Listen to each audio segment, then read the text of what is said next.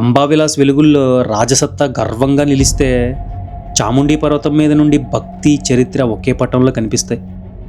కొంచెం ఆల్మోస్ట్ 10-15 సార్లు చూసానండి. ఎన్నిసార్లు చూసినా తనివి తీరని అద్భుతం ఏదైనా ఉందంటే మైసూర్లో ఈ మైసూర్ ప్యాలెస్ అని నిజంగా వరల్డ్ క్లాస్ బిల్డింగ్ అన్నందుకు. కృష్ణరాజసాగర డ్యామ్ ఇంజనీరింగ్ ప్రతిభని చెప్తే బృందావన్ గార్డెన్స్ ఒక సింహాసనం ముందు పరిచిన పచ్చటి కార్పెట్లా కనిపిస్తుంది. చూడండి పాపం అలవాటు చేస్తారు, మేత వేసి ఎలా గడుస్తున్నాయి. మైసూర్ పాకు రుచి నుండి రాజవంశపు ఆచారాల వరకు ప్రతి యుగంలోనూ ఒక చరిత్రను తెలియజేస్తున్న royal నగరమే Mysore.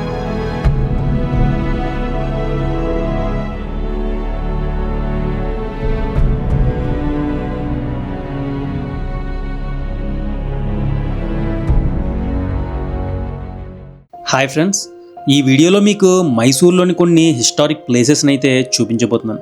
So like, subscribe మర్చిపోకుండా చేసేస్తే ఇక వీడియోలోకి వెళ్ళిపోదాం. మైసూర్ అంటే అందరికీ గుర్తు వచ్చేది మైసూర్ ప్యాలెస్. 150 రూపాయలు ఎంట్రీ టికెట్తో లోపలికి వెళ్తే వడియార్ రాజవంశపు నిర్మాణమైన అంబావిలాస్ అని పిలువబడే మైసూర్ ప్యాలెస్ని చూడొచ్చు. ఈ నిర్మాణం 1897లో జరిగిన అగ్ని ప్రమాదంలో పాత కట్టడం పూర్తిగా నాశనమైంది.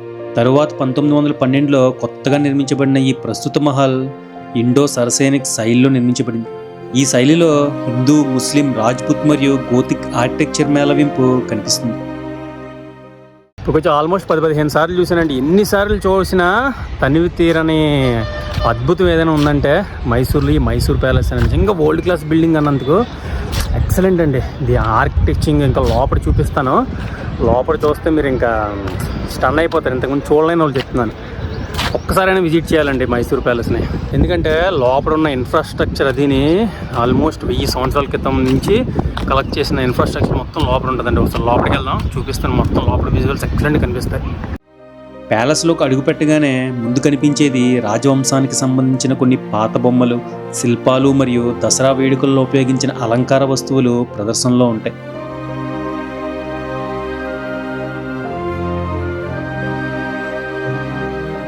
ముందుకు వెళ్తున్న కొద్దీ మనం చరిత్రలోకి పయనిస్తున్నట్లు అనిపిస్తుంది.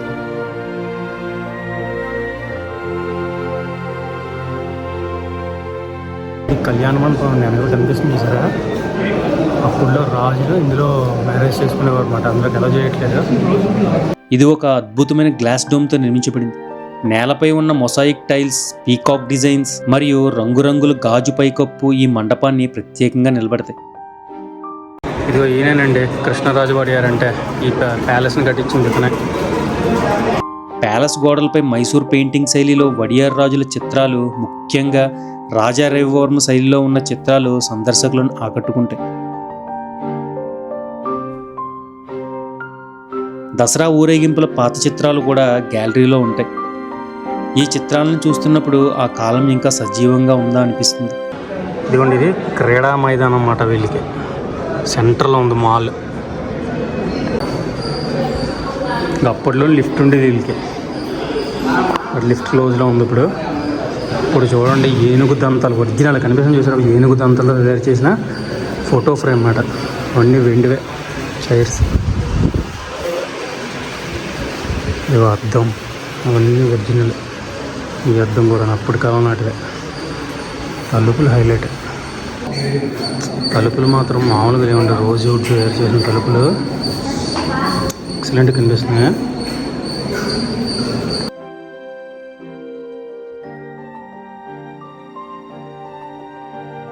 ఇప్పుడు మీరు చూస్తున్నదే అంబావిలాస్ హాల్.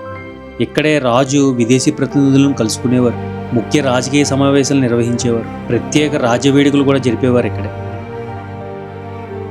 ఈ హాల్ యొక్క ప్రత్యేకత ఏంటంటే బంగారు అద్దకంతో చేసిన స్తంభాలు, రంగురంగుల స్టెయిన్డ్ గ్లాస్ పైకప్పు, గోడలపై వడియార్ రాజుల చిత్రాలు, మృదువైన ఇటాలియన్ మార్బుల్ నేల.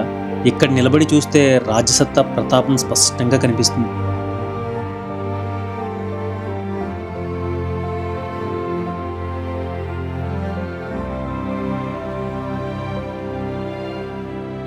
ఇవి కనిపిస్తున్నాయి చూసారా, ఇవే దసరా ఉత్సవాల్లో ఏనుగులకు పెట్టేవి.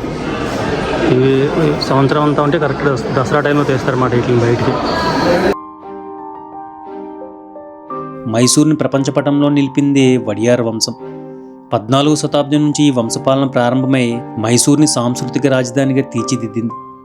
ముఖ్యంగా కృష్ణరాజ వడియార్ పాలనలో మైసూర్ మోడల్ స్టేట్గా అభివృద్ధి చెందింది. ఆయన కాలంలో విద్య, సంగీతం, రైల్వేలు, ముఖ్యంగా విద్యుత్. అప్పట్లోనే మైసూర్లో విద్యుత్ ఏర్పాటు చేయడం ఒక విప్లవాత్మక అడుగు. ప్రతి దసరా సందర్భంగా ఇక్కడ జరిగే ఉత్సవం ప్రపంచ ప్రసిద్ధి. ఆ దసరా ఉత్సవాన్ని నాడహబ్బ అని కూడా పిలుస్తారు. చాలామంది మైసూర్ ప్యాలెస్ని టిప్పు సుల్తాన్ కట్టించారని చెప్పి రాంగ్ ఇన్ఫర్మేషన్ ఇస్తారండి. యాక్చువల్లీ తెలియని విషయం ఏంటంటే మైసూర్ ప్యాలెస్ టిప్పు సుల్తాన్ చచ్చిపోయిన తర్వాత కట్టింది. టిప్పు సుల్తాన్ 1799లో చచ్చిపోతే 19th సెంచరీలో కన్స్ట్రక్ట్ చేశారంటే ఇంతకు ముందు ఉండేది, ఇంత పెద్దది ఉండేది కాదు, అది అగ్ని ప్రమాదం వచ్చి కాలిపోయింది అనమాట. ఆ తర్వాత ఇప్పుడు మనకు కనిపిస్తున్న బిల్డింగ్ని కన్స్ట్రక్ట్ చేశారు. ఇక్కడే మనకి ఏనుగులు ఉంటాయండి. ఆ బ్యాక్ సైడ్ కనిపిస్తుంది చూసారా, ఏనుగులు ఉంటాయి అక్కడ.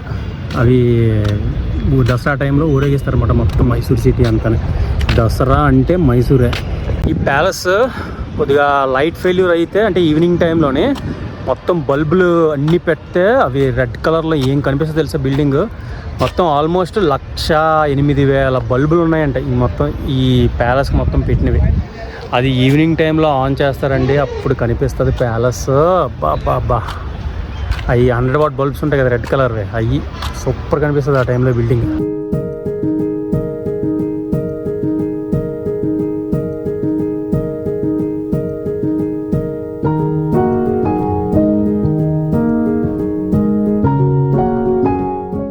నాకు వైజాగ్ తర్వాత అంత ఇష్టమైన టౌన్ ఏది ఉందంటే మైసూరేనండి. ఆల్మోస్ట్ ఇక్కడ ఒక 2.5 సంవత్సరం 3 సంవత్సరాల వరకు ఉన్నాను. ఆ 3 సంవత్సరాల్లోనే ఇక్కడే ఇదే లైఫ్ ఇక్కడే ఉండిపోతాం అనుకున్నమాట ప్రాజెక్ట్ అయినంత వరకు.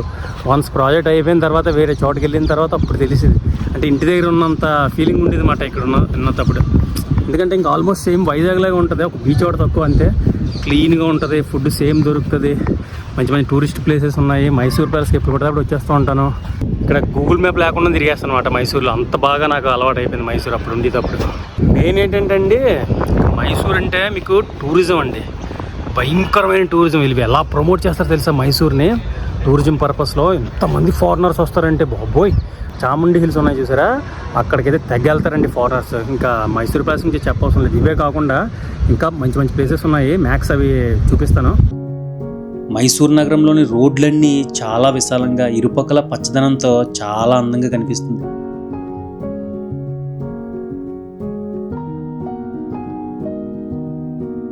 మైసూర్లో చూడదగ్గ ప్రదేశం ఒకటి ఉంది, అదే aqua world under water zone.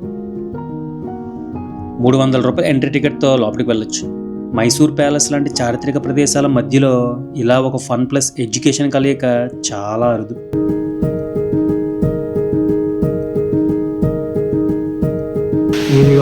ఇవి అసలైన చేపలు. అమ్మా మేత కోసం ఎలా వెళ్తున్నాయి చూడండి.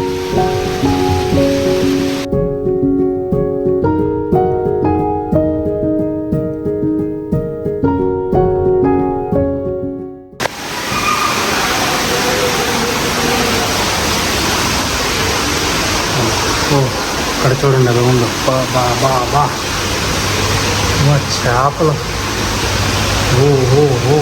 ఓల్డే ఫిష్ రోల్డ్ మేజ్ మీదలా ఉంది. చిన్న చిన్న చేపలన్నీ కలర్ పీసెస్ ఇవి భలే ఉన్నాయా. వాడుకోండి, బాగా వాడుకోండి. అమ్మా ఏం ఫిష్లు అండి ఎలా ఉన్నాయి? నేను బుర్ర చూపించా సరే. అమ్మ బాబా ఎలా ఉంది, ఏముంది మనిషి బుర్రలా ఉంది ఇది. అమ్మో ఇక్కడికి వెళ్తున్నావా? అమ్మో ఇక్కడే ఉన్నాయి చేపలు. ఇబ్బో ఏం చేపలు నాయన, ఇదేం చేపలు? అమ్మో వెళ్ళరా వీడు ఓకే. రెక్కలు ఒకటి ఎల్లో కలర్లో ఉన్నాయి. ఏంటి చేపలు ఉందండి, ఇలాంటి బాగానే దొరుకుతుంది. చూడండి ఎలా ఉందో. అబ్బో ఏంటి నా బొమ్మలా ఉన్నావా? ఇది చూడండి, ఇదేం చేప? ఇడియమ్మ ఎలా ఉన్నాయంటారా బాబాయ్? ఏం చేపలు రా బాబాయ్, బొమ్మలుగానే ఇస్తారా లోపల. ఇగో ఏం చేపలు? సీల్ చేపల, సొర చేపల? కమెంట్ చేయండి కింద. ఇది చూడండి ఎలా ఉందో. ఇది తెల్ల చేప. వీళ్ళకి కాలు తిప్ప కూడా వేసారు పాపం. ఇది చూడండి, ఎంత ఫ్యూజ్లా ఉంది నిన్నటి అమ్మ. చూడండి ఎలా ఉన్నాయి కదా చేపలు. మీరు ఇలాంటి చేపలు మన చెరువుల్లో దొరుకుతాయి. అమ్మ ఇదేం చేపండి, మన చెరువులో చూసిన చేపనే కాబట్టి కొంచెం తేడాగా ఉంది. మన చేపలు ఎక్కడ కనిపించలేదా అని చూస్తున్నాను. ఇవి మన చెరువులో దొరికే చేపల్లా ఉన్నాయి, బట్ అవి కాదు, ఇవి కూడా జాతి చేపలే. చూడ ముందు ఏమే అనట్లేదా నీకు? అమ్మ ఇది చూడండి, మామూలుగా లేవండి చేపలు, రకరకాల చేపలండి బాబోయ్. చూసారా, నేను ఎప్పుడు చూడలేదు ఇన్ని రకాల చేపలు, ఫస్ట్ టైం చూస్తున్నాను. 3rd ఫ్లోర్లో ఉన్న కిందకి అండర్ గ్రౌండ్లోని. ఇది ఇక్కడ షిప్ అరేంజ్మెంట్ కూడా పెట్టారు. ఇది షిప్లా ఉంది చూసారా కదా, ఇది షిప్ నుంచి అలా చేపలు వస్తానమాట. సముద్ర గర్భం ఉందండి. ఒక్కొక్క చేప ఒక పేర్లు పెట్టారు. ఎవరం ఫిష్ అంటే ఇది మళ్ళీ సెటప్ చేశారండి. వర్త్ 300 అంటే బెస్ట్. చూడండి పాపం అలవాటు చేశారు, మేత వేసి ఎలా దొరుకుతున్నాయి. బాగా అలవాటు అయితే ఎంతంటే చూడండి. ఇంకా ఉందండి బాబు, ఇంకా అవ్వలేదు ఇది.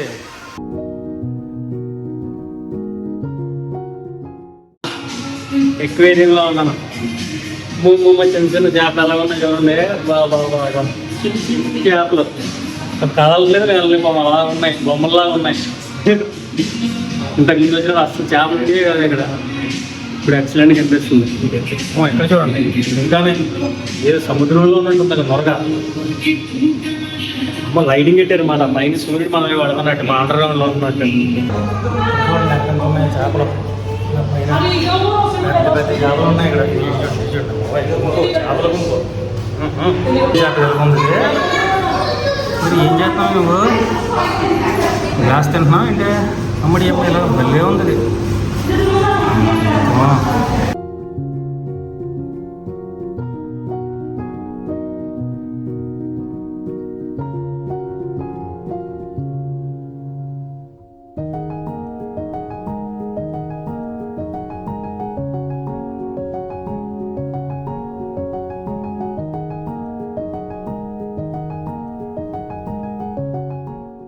మైసూర్ వచ్చి మైసూర్ పాక్ తినకపోతే బాగోదు కదా. ఇది ఒక కేఆర్ సర్కిల్లో ఫేమస్ స్వీట్ స్టాల్ గురు స్వీట్స్. ఒరిజినల్ మైసూర్ పాక్ ఎక్కడ దొరుకుతుంది చూపిస్తాను కదండి. స్థానిక కథనం ప్రకారం మైసూర్ పాక్ మొదట మైసూర్ మహారాజు కోసం రాజు వంటవాడు తయారు చేశాడు. ఆ రుచి రాజుకు నచ్చడంతో ఇది రాజభవనం నుంచి ప్రజల మధ్యకు వచ్చింది.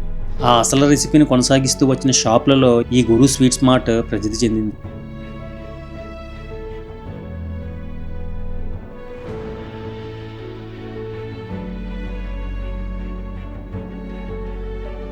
ఈ గార్డెన్స్ గురించి మాట్లాడే ముందు దీని పైభాగంలో ఉన్న కేఆర్ఎస్ డ్యామ్ గురించి మాట్లాడుకోవాలి.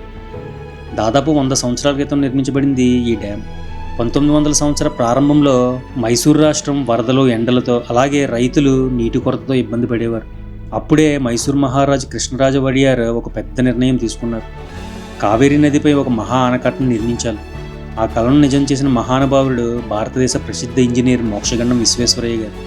కేఆర్ఎస్ డ్యామ్ ప్రత్యేకత ఏంటంటే సిమెంట్ తక్కువగా, సుర్కి అంటే చక్కెర, లైమ్ మిశ్రమం వాడి నిర్మించారు.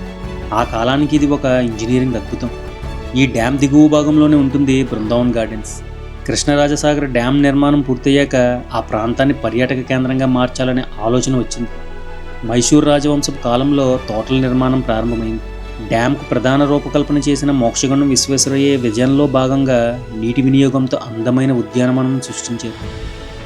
సమాంతరంగా విభజించిన తోటల డిజైన్, నీటి కాలువల మధ్యలో ప్రవహించేలా ప్లాన్, రంగురంగుల పూల మొక్కలు, సమచతురస్రాకారాల గడ్డి మైదానాలని పైనుంచి చూసినప్పుడు ఇది ఒక సింహాసనం ముందు పరిచిన పచ్చటి కార్పెట్లా కనిపిస్తుంది.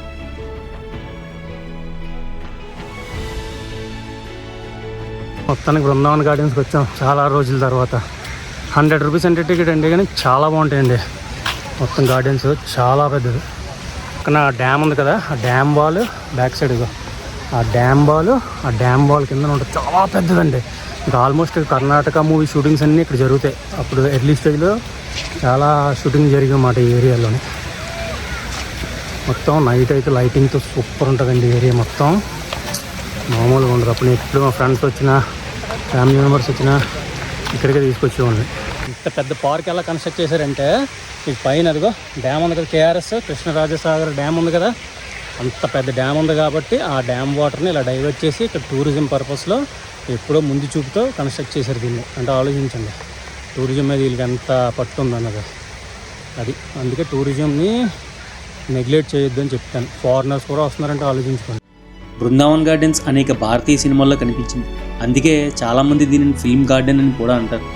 బృందావన్ గార్డెన్స్ మైసూర్ అందానికి మరో అలంకారం.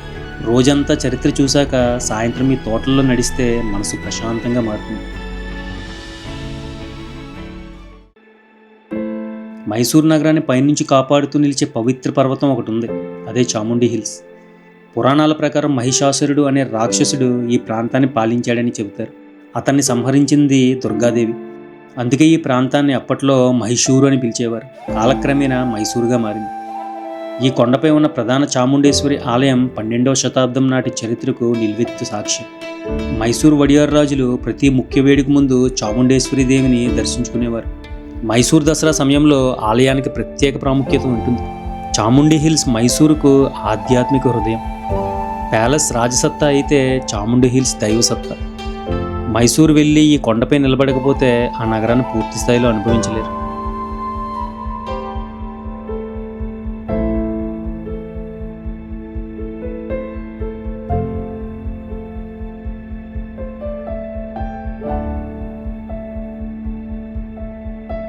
ఎలా ఉందండి వీడియో? నచ్చితే లైక్, సబ్స్క్రైబ్ చేయకుండా మాత్రం అస్సలు వెళ్ళొద్దు. నెక్స్ట్ వీడియోలో కలుద్దాం. Thanks for watching.